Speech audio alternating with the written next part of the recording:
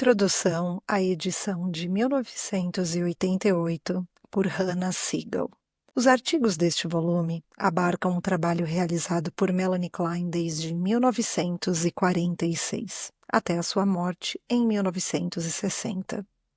Ele inclui trabalhos não concluídos, publicados póstumamente em 1963. Os artigos finais de Amor, Culpa e Reparação, uma contribuição à psicogênese dos estados maníaco-depressivos, de 1935, O luto e suas relações com os estados maníaco-depressivos, de 1940, e O complexo de Édipo à luz das ansiedades arcaicas, de 1945, introduzem o conceito da posição depressiva e marcam um novo desenvolvimento no pensamento de Melanie Klein. O primeiro artigo deste volume, Notas sobre alguns mecanismos esquizoides, de 1946, introduz mais uma inovação, a posição esquizoparanoide. Em seu trabalho inicial com crianças, Melanie Klein descreveu as relações que a criança estabelece com objetos parciais, principalmente o seio e o pênis. Ela observou e analisou os sentimentos persecutórios e a cisão operada entre objetos altamente idealizados e persecutórios. Também percebeu uma interação constante entre projeção e introjeção, mas não via esses aspectos como fenômenos combinados. Em Notas sobre alguns mecanismos esquizoides, ela descreve esses vários aspectos como partes interrelacionadas de uma constelação recorrente. Em 1936, quando já havia caracterizado a posição depressiva, constatou a natureza paranoide das ansiedades predominantes no período anterior ao estabelecimento de tal posição. Vez por outra, referiu-se a uma posição paranoide. Na verdade, usava o termo posição com bastante liberdade.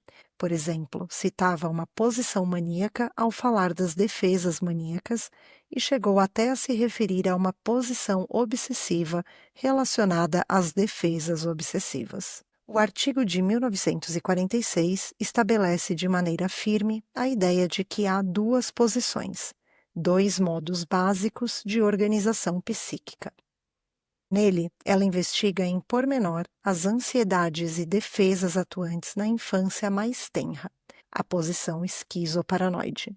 Chamou-a de esquizoparanoide porque a ansiedade prevalente é de natureza persecutória e o mecanismo mental predominante é a cisão. Ela afirma que as ansiedades e os mecanismos mentais persecutórios, conhecidos por Freud, mas observados por ela, entram em operação na mais remota infância e descreve-os como um sistema de ansiedades e defesas correlatas. Também é introduzido aqui um novo mecanismo de defesa, a identificação projetiva. Na perspectiva de Klein, exposta de forma mais explícita por Susan Isaacs em A Natureza e a Função da Fantasia, de 1943, o termo mecanismo é uma descrição mais abstrata e generalizada de uma fantasia inconsciente. A fantasia é o conteúdo mental do mecanismo. Já havia prenúncios da fantasia ou mecanismo da identificação projetiva no trabalho anterior de Klein. Em seu artigo A Importância da Formação de Símbolos no Desenvolvimento do Ego, de 1930, ela descreve como o garotinho psicótico escinde, em fantasia, sua própria parte má, a qual é identificada com a urina, as fezes e até o pênis do garoto, e em seguida é projetada dentro do corpo da mãe, de modo que o corpo dela passa a ser percebido pelo filho como estando cheio de objetos maus. Nesse artigo, ela descreve esse como um dos mecanismos e fantasias mais arcaicos e mais fundamentais. O bebê escinde e projeta na mãe as partes intoleráveis de si mesmo. Na fantasia dele, essas partes tomaram posse do corpo da mãe e, assim, tornaram-se identificadas com ela.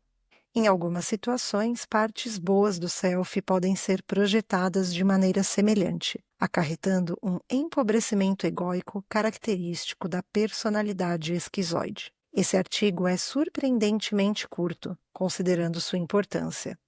Embora a descrição da identificação projetiva ocupe pouco mais de 2 parágrafos, trata-se de um dos artigos mais relevantes que a autora já escreveu.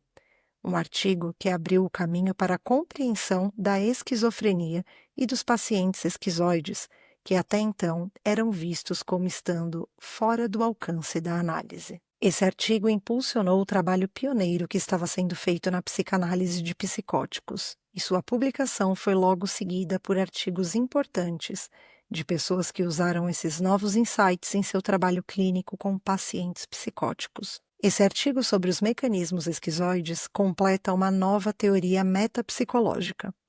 Klein postula que, desde o começo, o bebê tem um ego capaz de experimentar ansiedade, formar relações e utilizar mecanismos de defesa. Não só esse ego está muito pouco integrado, como ele também está passível de ser cindido por poderosos mecanismos de cisão, que podem até chegar a fragmentá-lo, estimulados pela ansiedade.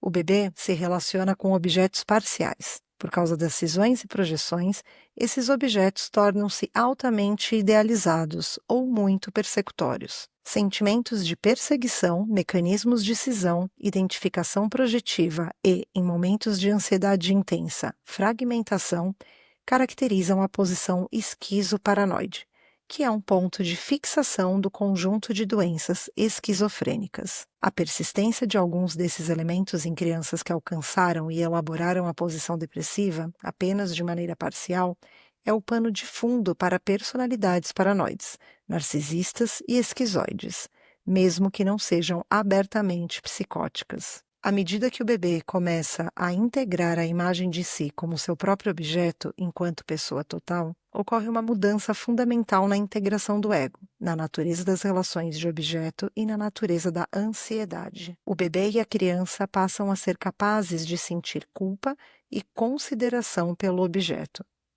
Klein descreveu isso pela primeira vez em 2 artigos decisivos sobre a posição depressiva, os textos de 1935 e 1940. 2 artigos que se seguiram ao de 1946, sobre a teoria da ansiedade e da culpa, 1948, e algumas conclusões teóricas relativas à vida emocional do bebê, de 1952, ela explora em detalhe as implicações das mudanças que ocorrem na passagem da posição esquizoparanoide para a depressiva, bem como as flutuações a que esse processo está sujeito, uma vez que a dor depressiva conduz a repetidas regressões a defesas paranoides e esquizoides. Um dos contemporâneos da Sra. Klein relata que, questionada sobre qual de suas descobertas seria a mais importante, ela responde: a das defesas paranoides contra a culpa. Todos os outros artigos neste volume estão organizados conforme o modelo da nova concepção de Klein acerca das posições.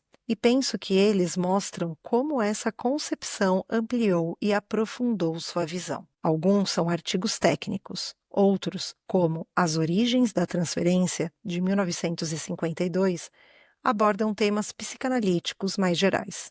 Outros ainda inserem-se no campo da psicanálise aplicada. Os 2 artigos não finalizados em que a autora estava trabalhando logo antes de morrer, Algumas Reflexões sobre a Oresteia, de 1963, e Sobre o Sentimento de Solidão, também de 1963, têm um tom reflexivo e tratam de assuntos mais gerais. A formulação do conceito das posições esquizoparanoide depressiva é, de certa forma, uma culminação do trabalho de Klein e completam sua obra, fornecendo-lhe um modelo teórico abrangente. Esse modelo é uma ideia nova e original, uma contribuição teórica que exerceu influência profunda sobre o pensamento psicanalítico.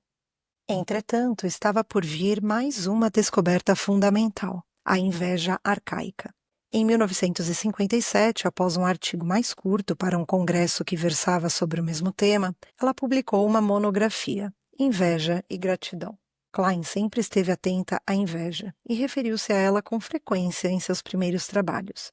Mas, em Inveja e Gratidão, ela introduz a nova ideia de que a inveja está em funcionamento desde o início da vida, e é a manifestação mais antiga da pulsão de morte. A inveja está em conflito com o amor e a gratidão.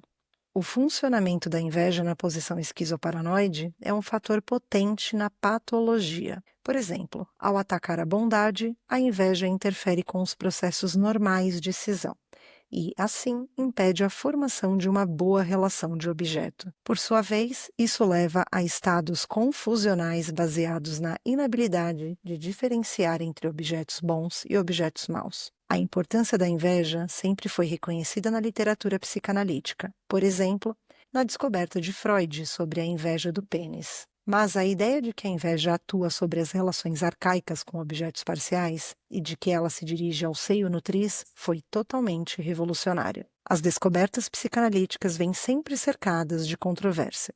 Foi esse o caso com o trabalho de Freud e, de fato, o último conceito decisivo dele, o das pulsões de vida e de morte, nunca foi plenamente aceito pela vasta maioria dos analistas. Desde o início, o trabalho de Klein esteve sujeito a controvérsias calorosas.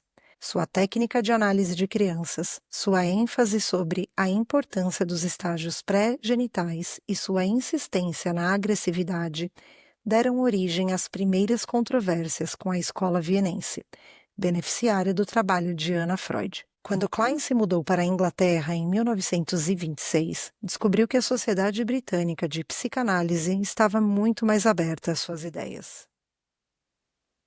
Entretanto, sua formulação da posição depressiva foi motivo de novas controvérsias, e alguns daqueles que haviam abraçado com entusiasmo seu trabalho inicial, como Edward Glover, julgaram que ela fora longe demais ao atribuir complexidade psíquica ao bebê.